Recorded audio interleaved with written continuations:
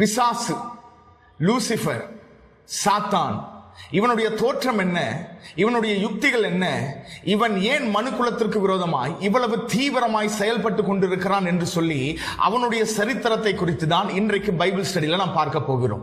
இதுவரைக்கும் நீங்களும் நானும் பைபிளை வாசிச்சிருக்கிறோம். ஆனால் வேதாகமத்தை நாம் தேவனுடைய கண்ணோட்டத்திலிருந்து, தேவனுடைய பார்வையிலிருந்து மாத்திரமே நாம் வாசித்திருக்கிறோம். ஆனால் இன்றைக்கு இந்த வேத சரித்திரத்தின் பின்னணியிலிருந்து இதுவரைக்கும் செயல்பட்டு கொண்டிருக்கிற இந்த லூசிபர், பிசாசு, இல்லை என்றால் சாத்தானுடைய வரலாறு என்ன என்று சொல்லி அவனுடைய பார்வையிலிருந்து, அவனுடைய கண்ணோட்டத்திலிருந்து தான் ஒரு சில காரியங்களை நாம் பார்க்க இருக்கிறோம். இந்த வீடியோவை முழுவதுமாய் பாருங்க. நம்முடைய எதிரியாகிய பிசாசின் காரியங்கள் என்ன என்று சொல்லி, இன்றைக்கு அவன் எப்படியெல்லாம் செயல்பட்டு கொண்டிருக்கிறான் என்கிற காரியங்களை நிச்சயமாய் பரிசுத்த ஆவியானவர் நமக்கு விளக்கி கற்றுத் தருவாராக. God bless you. Praise the Lord.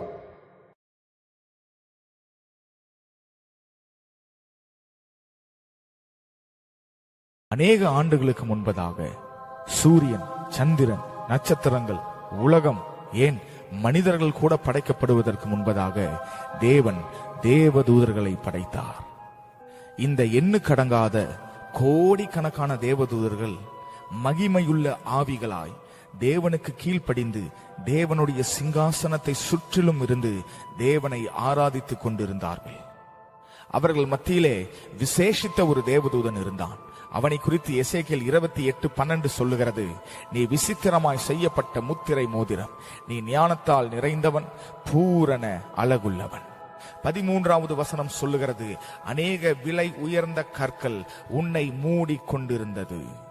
14, நீ காப்பாற்றுகிறதற்காக அபிஷேகம் பண்ணப்பட்ட கேரூப். ஏசாயா 14:12 சொல்லுகிறது, அதிகாலையின் மகனாகிய விடிவெள்ளியே. இங்கிலீஷ்ல இதே வார்த்தை த மார்னிங் ஸ்டார். லத்தீன் மொழியில இதே வார்த்தை லூசிபர். ஆனால் ஒரு நாள் இந்த லூசிபர், அவன் ஒரு தேவதூதனாய் இருந்தும் அவனுக்குள்ள ஒரு பெருமை வந்து, தேவனுக்கு மேலா என்னை நான் உயர்த்துவேன், மற்ற தூதர்கள் தேவனை ஆராதிப்பது போல என்னையும் ஆராதிக்க வேண்டும் என்கிற ஒரு பெருமை, தேவனுடைய சிங்காசனத்துக்கு மேலாய் நான் ஏறுவேன் என்கிற ஒரு பெருமை அவனுடைய இருதயத்தில் எழும்பினது. ஆகையால் தேவன் இந்த லூசிபரை தம்முடைய சமூகத்திலிருந்து தள்ளினார்.